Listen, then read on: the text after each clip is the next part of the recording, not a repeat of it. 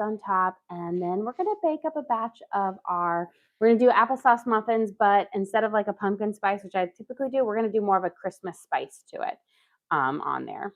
Let's get my water going. Before we prep those, I want to actually drop my noodles in for our pasta so they can start cooking up.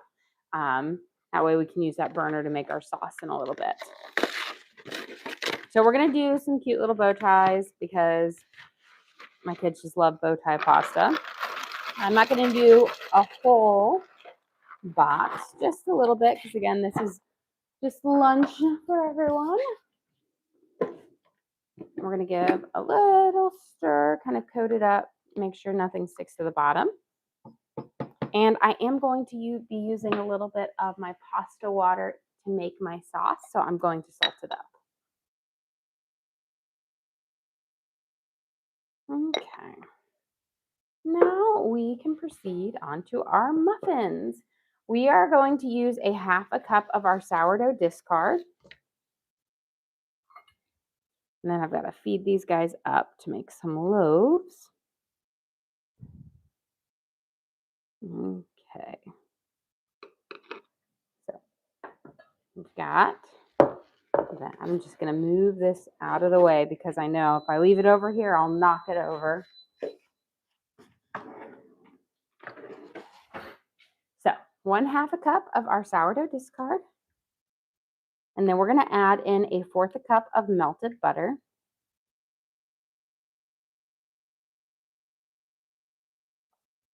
And I am using salted butter. Get all that in there. And then we're going to use 1 cup of, I will say, we're going to use 4 pouches of applesauce for this. So it's around like 1 cup or so. And we'll squeeze this in here. This is a mixture. I've got some plain apple, and I've got some cinnamon apple as well. This is going to make our muffins just really tender. So just think about like pumpkin puree for it. You can cut it down and do like 3 as well, but I find 4 gives you the most apple flavor out of it. And we only ever have pouches. We never have a container of applesauce. So funny because I feel like, growing up, applesauce always just came in that big kind of like jug of it. And I never get that now. I only ever buy the pouches so I can just whip them out for the kids. Let's give this a quick mix in here. And then we're going to add in 2 eggs. 4. So we've got 1 and 2. We're going to pop our yolks. That way we can mix them in nicely. And there. Just want to make sure you get that egg mixed in all the way. Right now, since we don't have any flour in here, we can do lots of good mixing. But once we add our final ingredient, which is always flour, then we want to be careful not to over mix because you want your muffins to be nice and light and fluffy. Okay. I feel like we've got those fairly well mixed. Okay. Now let's do, I just need baking soda. I don't know why I grabbed out my baking powder. My other like sourdough discard muffin base uses both baking powder and baking soda. But for this muffin, we're going to use 1 teaspoon of baking soda.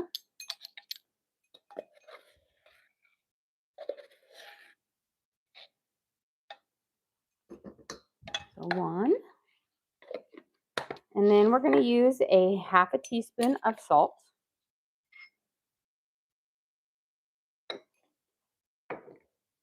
A tablespoon, and I like to make it a heaping tablespoon of cinnamon because I just love cinnamon. So I got our kind of heaping tablespoon of cinnamon. So that's kind of our base spices. And now we are going to use a 1/2 teaspoon of allspice, a 1/2 teaspoon of cloves, and then a 1/4 teaspoon of nutmeg. And that's going to give you that kind of more Christmassy flavor. There we go.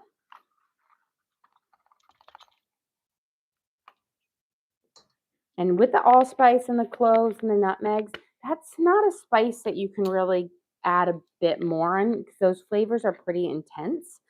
So adding more kind of overpowers the other spices. But cinnamon is definitely a spice that you can up it a little and it makes a smaller difference in it. And then nutmeg, a fourth a teaspoon, because again, this is a bit more strong in our flavor.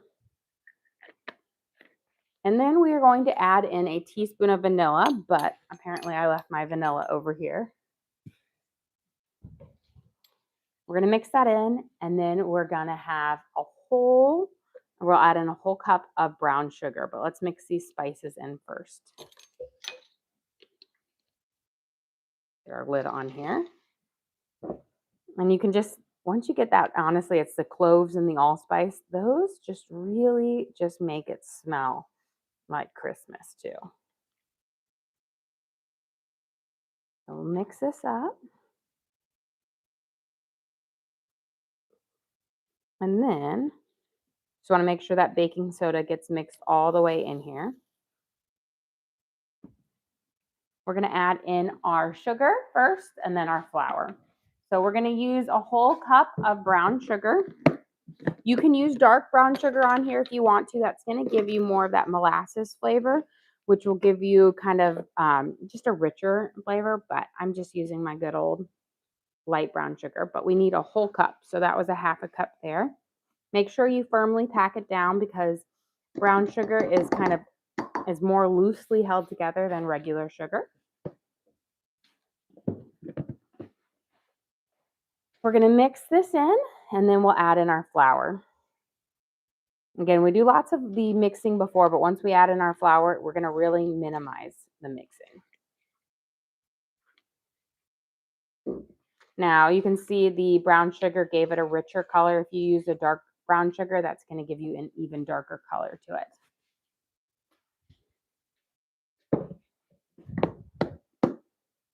Okay, we are going to add in 1 cup of all-purpose flour for this.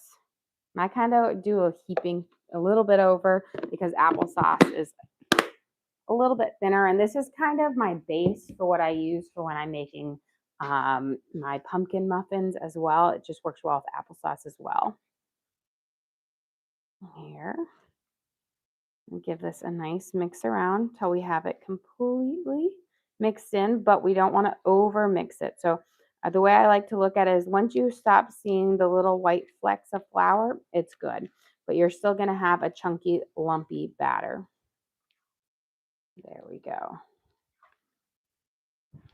Just do a scrape around, make sure we don't have any. Perfect. Okay, let's get these in our muffin tin and ready to bake up. There's my liners, and there's my tin. And this is going to make about a dozen muffins. And our oven is preheated to 350 degrees, and we're going to bake these for 20 minutes.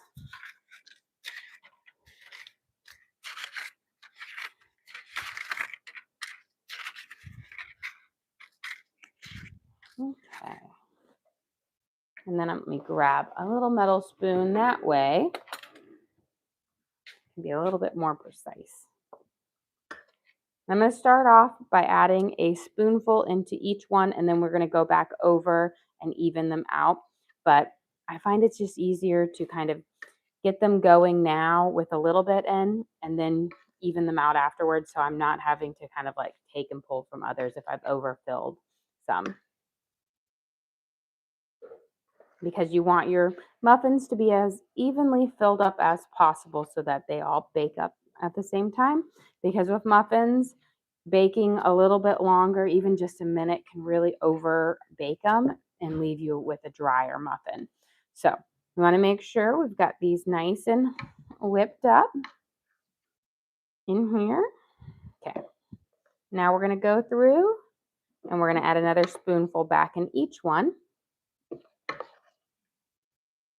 And that way we should be about things. But when I do my muffins, I do like to kind of fill them up to the top so that we get those good bakery tops on them. Just makes it nicer because everybody loves the top of a muffin. Now with these, if you wanted to add in like a nut or something like that, it would be delicious with like a pecan or a walnut. Those flavors just work really well with them. Could also toss in some cranberries too. But since all my kids are now kind of today, their school is all, out. It was a half day for them. I'm going to make them all the wins the way they love it since they're home. And I swear when they're home, they eat way more food than when they're at school. It's like they're constantly hungry as if they've never been fed before. They're like hobbits. They eat like 10 meals a day. Okay, let's get, these are looking good. Perfect. Okay. Now we're going to pop these in our oven and to bake up. Because they're like a richer color, you don't need to dab them with cream like I do sometimes with my other base on it. These will bake up just lovely. So oven preheated to 350 degrees. And we'll set our timer for 20 minutes and hopefully everything will be ready right around there. Okay, let's get I'll test my noodles, but I definitely think they need a few more minutes. And then we'll get our chicken starting to go up, get it ready to be fried. Let's give it a good stir. Yep, they're still pretty firm. So these still need about 5 or so minutes. I'm going to slide this guy out of the way so we can just use this one for our chicken for right now. So I've got 2 good sized chicken breast cutlets that we're going to cut up, but we're going to make our seasoned dredge for our chicken. And we're going to do kind of an Italian themed kind of dredge on it, which is going to go well with the sun-dried tomato. So it'll just kind of pop all together for it. So we're going to start, because I only have 2 chicken breasts here, which I'll flay up. We're going to just do about 1.5 cups of our flour.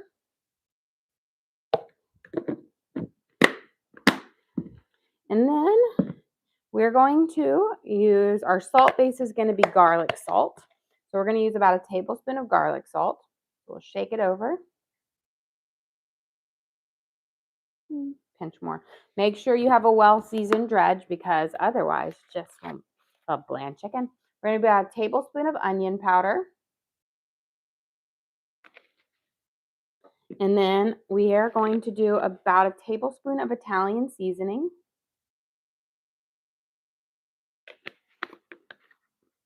And then we're going to add in about 1 teaspoon of basil,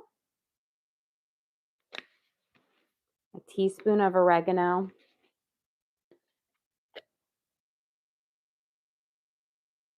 and about 1/2 teaspoon of black pepper. If you want a little bit more heat, you could add in some red pepper as well, or red pepper flakes, but we're just going to use a little bit of black pepper.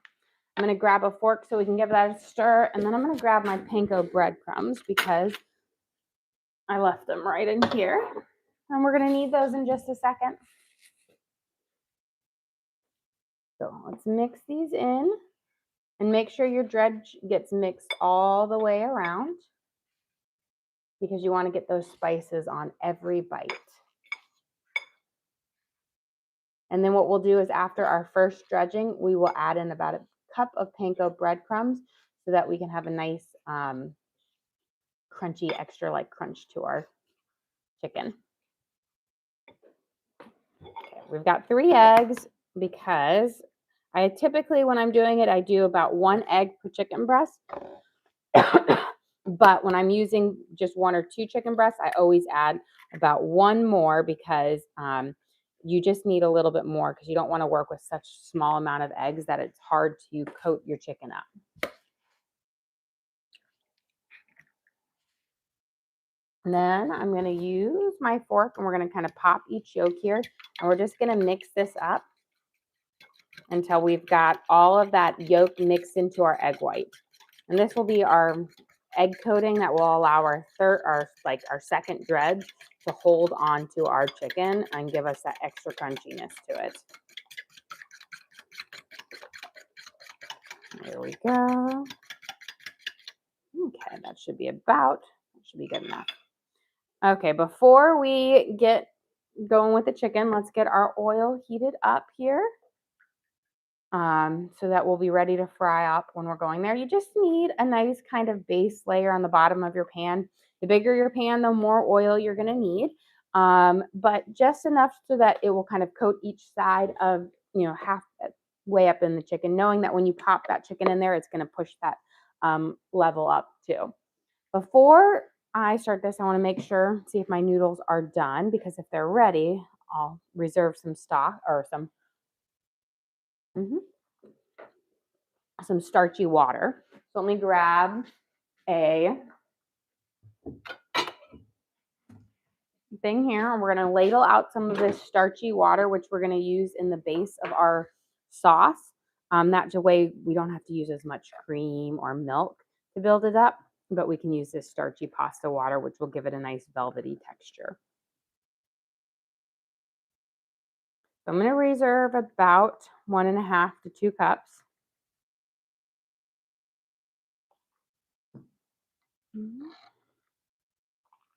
Do one more little ladle in there.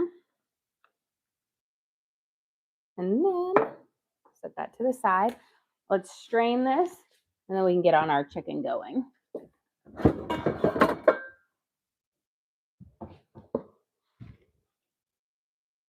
Out. Get this going. Give it a good shake to get some of that residual liquid out. And then we'll just have this ready and waiting for it. So let me turn off that. You don't need to coat it in butter or anything like that, because when we toss it in the sauce later, that will help all those noodles break apart. Okay, let's get our chicken heating up over. I'm going to have it start higher, and then when we go to fry our chicken up, we will bring the temperature down to a medium temperature, to around a 4 or 5 to fry it up. Oil. Yes, that's oil. And our oil in there. Okay. I'm going to fillet my chicken breasts in half here so that they are thinner on here. And then that way they'll cook up a little bit faster and will be nice and delicious. You don't have to pound them out, because just filleting them gets them nice and thin. Just try when you're doing it to cut up against the grain so that you'll have just a more jagged texture, but that breaks up the tendons and allows it to be a bit more tender and flavorful. And then if you see any fat, just cut that fat off, because it's just going to be rubbery when you go to fry it up. Okay. Now what we're going to do is we're going to do our first coating of dredge. Try to do everything with just one hand. So this is my chicken hand. That way, when we go to fry, or when we go to add the panko breadcrumbs, you can use your clean hand for that. So we'll kind of coat that up here. And do you post your recipes? So we upload our videos to the link on our page, so everybody can always re-watch our videos and recreate everything from there. But for our members, we do send out a couple recipe cards a couple times a month for them to make some of our recipes as well. But I do try to make sure I go through every single ingredient so that you can truly recreate by rewatching our lives for that. But we should be dropping a recipe card, or no, we just dropped a recipe card, cards out for everyone. We gave a freebie for everyone. So there's that one. And then for our members, we have 4 recipes cards out there for them. And then plus 1 freebie. So there's 5 recipe cards out there right now from some of the great things we've cooked up these last couple weeks. Okay, we've got our first dredge on. Including those breadsticks. Oh yes, the breadsticks. Those were a hit. I had to cut my husband off after a while because he wasn't going to leave a single breadstick for anybody else. He absolutely loved them. They were just so soft, and then they had this great garlicky flavor on them. They were so good. Okay, let's mix in our panko breadcrumbs so you can see that nice little crunch on there. And now we're going to go through and we're going to dip into our egg mixture. Make sure you get it all coated up. And you see how that egg clings onto the chicken? That's going to allow this second layer of breading to stick on there. It kind of creates a natural, like edible glue that holds everything down. I'm going to pat it in. This is pretty big chicken breast, so it's taking up my whole area. Just press firmly down. Again, that just allows that breading to really stick during the frying process. And now don't just drop, once you've bread it, don't just drop it up in your oil. You need to make sure your oil is nice and hot, because if you try to fry your oil in cold or just warm oil, or try to fry your chicken in just cold or warm oil, you're going to have a soggy chicken that's not crispy, because you need that high temperature in the beginning to really crisp up the breading. Otherwise, what happens is the chicken kind of seizes out its juices and makes your breading soggy. And if you're doing all the work, you don't want it to turn out good. Into our egg wash.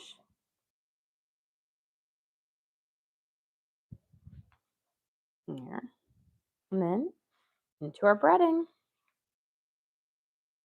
Coat it up. And with our flavors in here, we used about a tablespoon of garlic salt, a tablespoon of onion powder, a tablespoon of Italian seasoning, a teaspoon of oregano, a teaspoon of basil, a half a teaspoon of black pepper. So you're going to get some nice, strong, like Italian kind of flavors popping through. You have a question? Did you add milk to your egg mixture? I do not add milk to it. I like it to be a little bit thicker, because I find that it clings better to my chicken. And then that allows my breading, the second coating, to stick on a little bit more. So it's like a thicker glue. Milk kind of thins it out, so it doesn't cling on as well. You have a comment that you're on early today? We are on early today. I've got to take my stepdad to the doctors for his kind of follow-up on his hip surgery. Hopefully they're giving him the all clear, so he has a little bit more freedom on there. But so we're getting in, and my kids also got home from school early. So of course, as soon as they get home, they say they're starving and they don't know if they can survive if they're not fed soon. You know how dramatic children are. Okay. Get my hands a good scrub down, and then we'll check our chicken, our oil, to see if it's nice and hot. And we can start working on our sauce. Okay. Let's get my hands a good scrub down, because you practically bread your fingers in this whole process.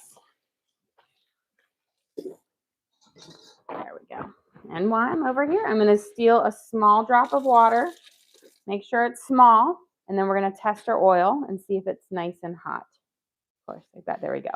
So we've got a pretty good sizzle on there. There we go. So we should be good to drop in our first pieces of chicken. I'm going to do 2 and 2. That way they'll kind of cook up as evenly. So we've got our first one is, and you can see it's sizzling right away as it goes in. So it's nice and hot. And then I'm going to turn my oil down now to about a 4, 4.5, 5. You don't want it too high, because if you have it too high, you're going to cook, burn the outside of your crust before, you can get it cooked all the way through. So fry it low and slow. That way you get that perfect golden crust on the outside and your chicken is cooked all the way through.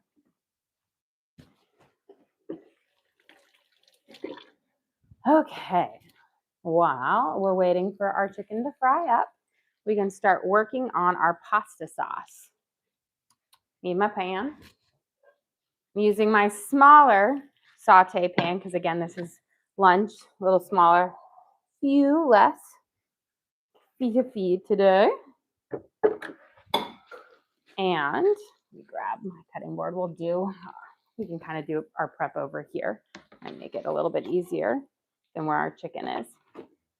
So we're going to saute up some garlic and let that flavor come through. And then our main bases of flavor are going to be some pesto and sun-dried tomatoes.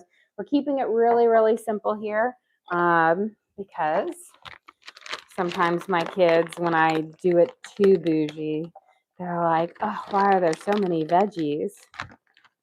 So we do want a good amount of garlic to pop through. So I have a good handful of fresh garlic, which will bring me, when I'm saute it up, it's going to bring me to about 2 tablespoons or so worth. Slide this extraneous stuff out. Okay. So let's get our garlic minced up.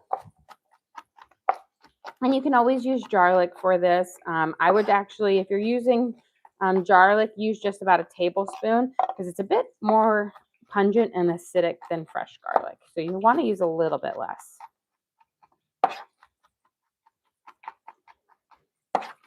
Okay. I'll give this a good mince up. So really the flavors are going to be our sun-dried tomato, and it's going to be like a light sun-dried tomato, not an overpowering, but sun-dried tomatoes are pretty potent in flavor, so you don't need a lot to get there. And then garlic. Those are the kind of the stars of our pasta sauce today. Okay, should be good. We're going to add in a drizzle of olive oil here. Rotate my chicken just a little bit. I'll slide this over here. We can see we're getting this nice kind of starting to crisp up nicely. We're going to add a little drizzle of our olive oil in our pan, about a tablespoon or so. I'm going to turn my heat on to about, I'm going to do about a 5, so a medium, because with a metal pan like this, it conducts its heat a little bit faster than a non-stick pan, which means it's going to provide direct heat that's a little bit higher. So we'll want to use a little bit less or a little lower temperature so we don't burn it. Pop those in, hoping not to drop it down there, but there we go. I'm going to coat them all with the olive oil. And we're going to let them just kind of simmer right there to where it's nice. Let me check my chicken here, see how it's cooking. Still think it needs a little bit more time, but I want to look. Yep, I've got a nice kind of pale crispiness on it, but I'm going to wait for it to get a little bit darker before we flip it. Yeah, question. Do you like using cast iron pans or pots? Cast iron pans, I have a couple of them. They're just really heavy and, they're not necessarily difficult to clean, but sometimes the seasoning process can be a little bit cumbersome.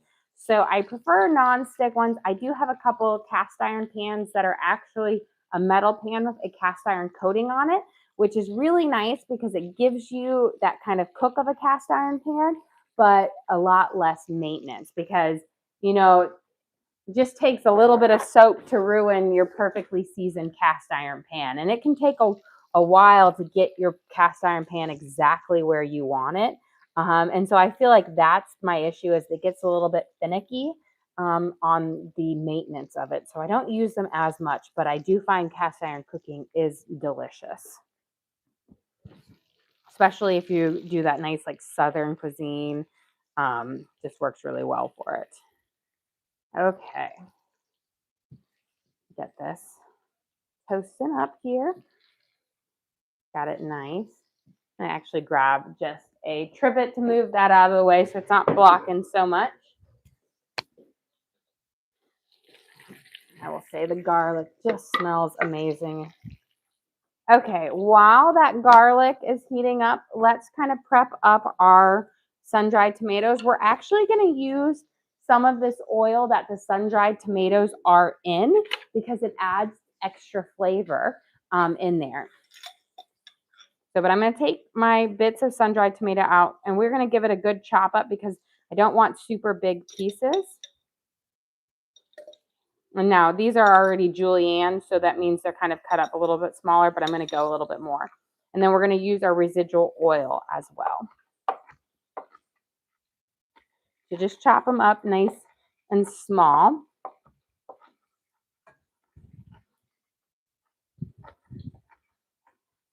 Okay, beautiful.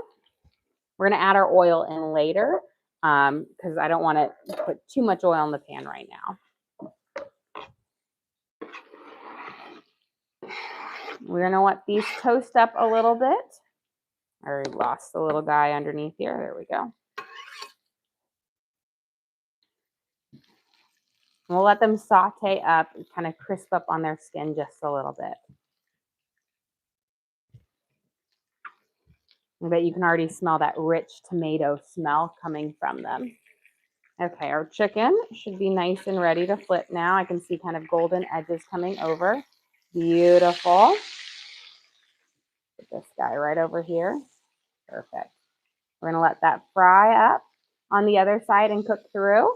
While we're waiting for those to cook through, I'm going to grab a baking sheet and we're going to put a layer of paper towels down so that when we transfer our chicken out, we'll lay it on the paper towels so it can soak up the extra oil and leave our chicken nice and crispy. You don't want to set it just on a flat surface because then it kind of sits in the oil and it gets soggy. So paper towels, just like you do with bacon, crisp it up nicely. You could also put it on a like a cookie cooling rack to air out as well if you don't want to use paper towels. But I find the paper towels just help soak up that extra oil. Okay, smelling delicious. Now we've got about, I want to say a little bit of our like I will say sun-dried tomato infused oil. So we're going to add this in here. It's about a tablespoon there on there, but that's going to help coat up those noodles and just give this nice, great flavor to it. Let me turn this down nice and low. We'll let it simmer. And while it's simmering, let's go grab our muffins out of the oven and we'll let those sit. And we're going to make a brown sugar glaze to go over the top of them with a kind of a Christmas spice to them. Let me grab mine in here. So we've had these in for about 20 minutes. I'm going to give them a nice tap to make sure they're done. Yep, nice and firm on the top. That's when you know that they're cooked all the way through. I always say trust like the little tap because sometimes you can have a beautiful dome up on your muffin, but if you tap it and it's a little squishy, add 1 to 2 more minutes to firm it up because if you take them out before you've got a firm dome, they will collapse on you. Okay. They smell wonderful. They smell like Christmas. So, this is our sourdough discard applesauce Christmas spice muffins. That's a mouthful. And it just has this lovely, smell from the cloves, ginger, garlic, and not garlic. I'm looking at my garlic as I'm saying something. Cloves, ginger, cinnamon. That would be terrible in there. That's my brain talking for you guys. Okay, let's get our, looks like we've got our garlic toasted up. We've got our sun-dried tomatoes with some nice toasting on it. So before we add in, we don't want to just pour our stock in there directly. We're going to add a little bit of cream first. There we go. And then we're going to add a little bit of our starchy water. Little by little, don't add too much for it. We're going to kind of stir it around, kind of coat it up, let it kind of infuse some of those flavors out. There we go. And then before we add our next round, we're going to add in some of our sun-dried tomato pesto because I had a little bit of this up. And this is essentially just like sun-dried tomatoes that are pureed, but they're going to add a lot of flavor. And I have about a tablespoon of this left in here. Beautiful. And you could add in spinach if you wanted to add another vegetable in here. Would go pair really well with this. So we've got it a little by little. I'm going to turn up my heat to maybe a 4 right now. We'll add a little bit of my starchy water. Don't just pour it all in at one time, little by little. That way you don't put too much in there. And then while we're waiting, we are going to melt. We're going to make our brown sugar glaze for our muffins, which my kids' favorite. We're going to melt about 2 tablespoons of butter here. I'm going to put my back burner on low and let it melt out. While that's simmering, let's check our chicken here. The second side cooks faster than the first side, always. So let's see. Perfect. We're going to transfer this out. Always put your grease side down on your paper towel. That is going to allow it to soak up that hot grease that it's sitting in there, and it keeps it nice and crispy. There we go. So we've got our first layer, or first ones in. Let's pop these guys in. And again, you want to fry this over like a medium-low temperature. I've got it cooking over a 4. So it's going to give you that golden brown crust, but it just takes a little bit longer to get there, which ensures that your chicken gets cooked all the way. And then again, you want to fillet your chicken breasts in half so that they're thinner. That also allows you to make sure it cooks all the way through. Okay, let's check over here at our base. It's looking good. Smells really delicious. We're going to add a little bit. I think we've already used about a cup of our starchy water. We're going to add some cream now.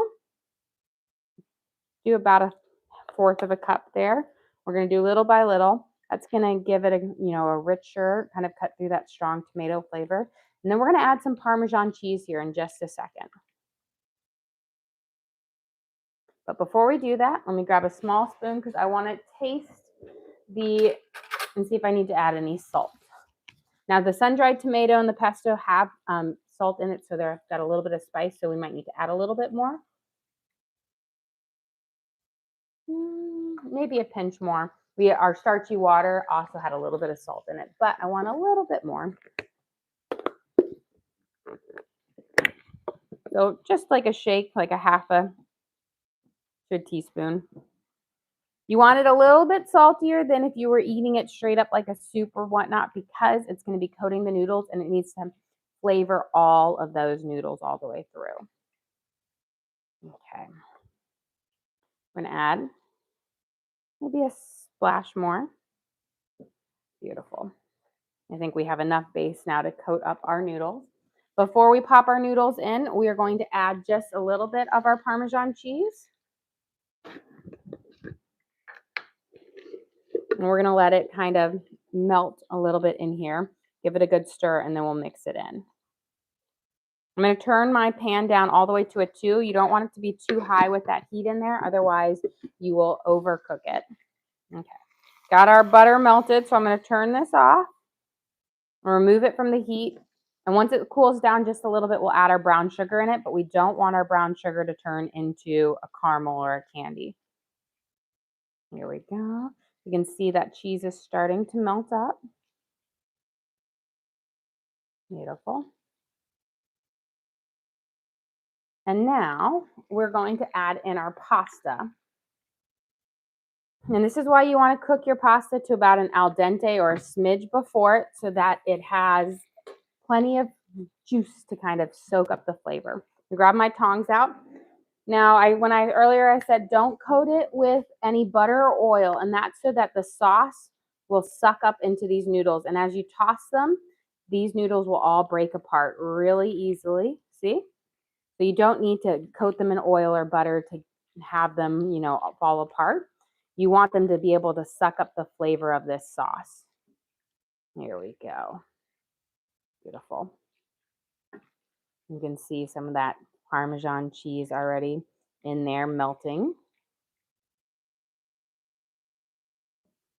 Perfect.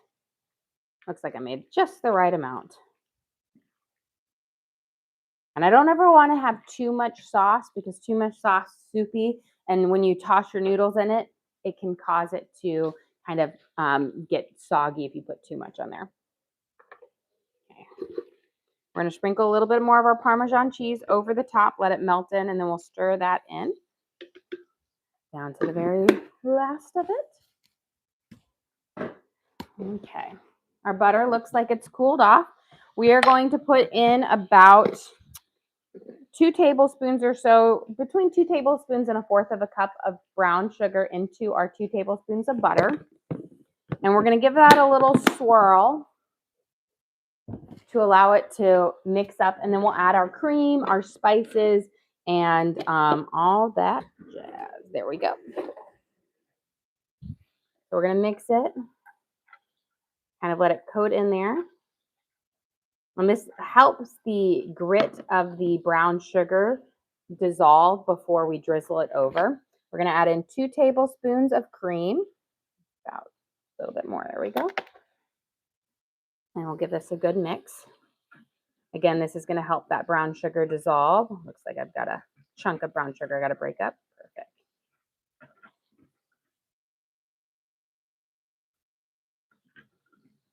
And beautiful. Let me slide this out of my way. That way I have a spot to work.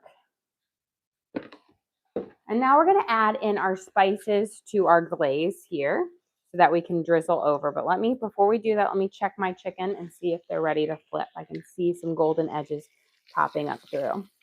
Looks like they're ready. Beautiful.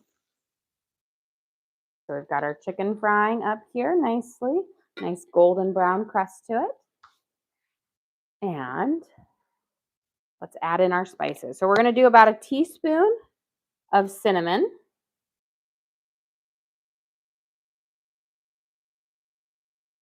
And then we're going to do about 1/4 teaspoon of ground cloves.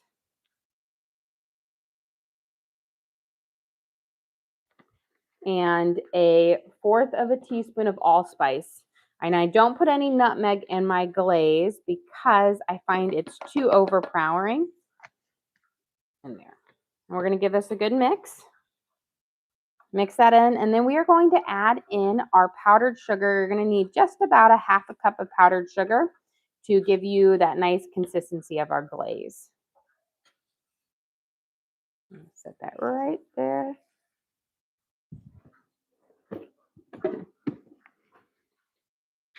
And give this a nice, we're going to stir it in now that it's kind of a chance to heat up. Beautiful. Perfect. Keep it nice and low. You don't want your pan too high or you'll scorch that cheese. And now we're going to add in just about 1/2 cup of powdered sugar. I'm going to add about 1/4 cup at a time and mix it in. That way I don't add too much because then you have to add more liquid if you get it too thick. And what we're looking for is the consistency of glue. So you can see it's very runny, so we're going to add some more. You want to be able to drizzle it, but not spread it.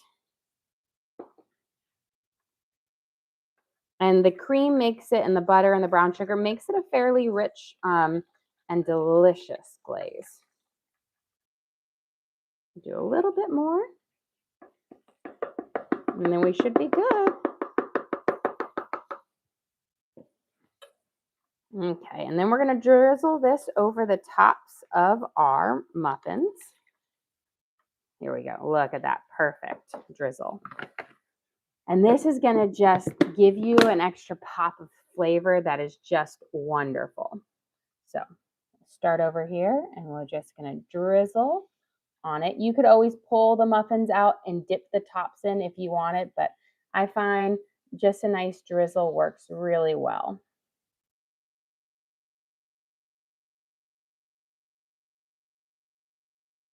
And you want to do it while they're semi-warm and hot so that it melts into it and then forms a nice little glazy crust on the top once it cools. There we go.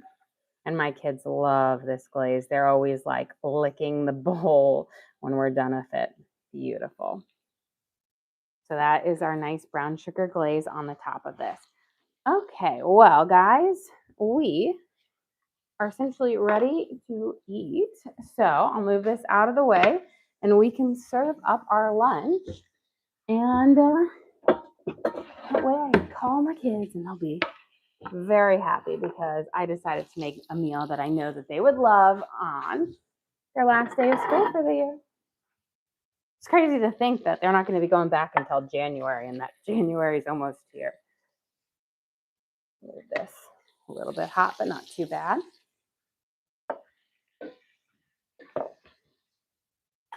Okay, turn this down just a smidge. For lunch today, ooh, before we start, I want to get my Parmesan cheese ready so that we can grate it, because I found in there, I was going through my cheese drawer and I'm like, oh, I found some more Parmesan cheese. I thought I was all out, so I got to have it ready. Okay, guys, second time's the charm. For lunch today, we have our creamy sun-dried tomato and garlic bow tie pasta.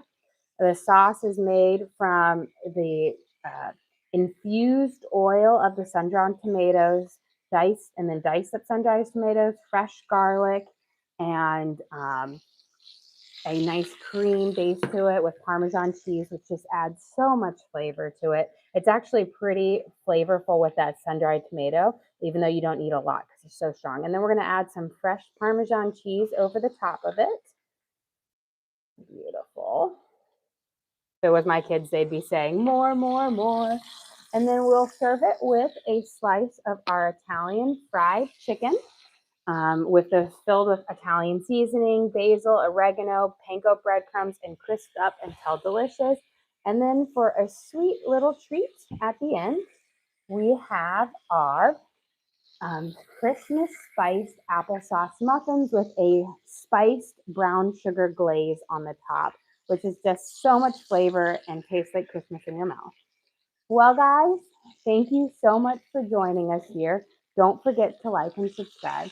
I try to do live cooking shows every single day, kind of show you what we're making for our family and hopefully teach you guys something along the way.